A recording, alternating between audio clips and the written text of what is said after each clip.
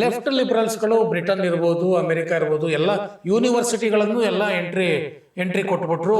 ಒಂದು ರೀತಿ ರ್ಯಾಡಿಕಲಿಸಮ್ ಅಲ್ಲಿಂದಲೇ ಬೆಳೀತು ಅಂತ ಅನ್ಸುತ್ತೆ. ಇದು ದೊಡ್ಡದಾಗಿ ನಡೆದದ್ದು ಬೈಡನ್ ಕಾಲದಲ್ಲಿ ಅಮೆರಿಕಾದಲ್ಲಿ.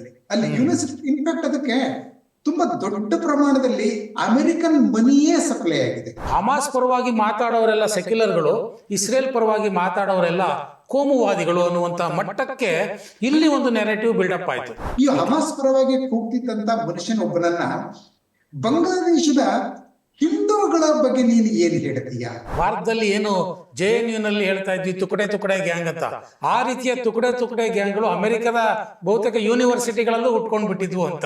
ಮೋದಿ ಅವರನ್ನ ವಿರೋಧಿಸಕ್ಕೋಸ್ಕರ ವಿವಿಧ ರೀತಿಯ ಪ್ರಯತ್ನಗಳು ನಡೀತಾ ಇದ್ವಲ್ಲ, ಆ ಪ್ರಯತ್ನದ ಒಂದು ಭಾಗ ಈ ಪ್ರೋ ಹಮಾಸ್ ರ್ಯಾಲಿ.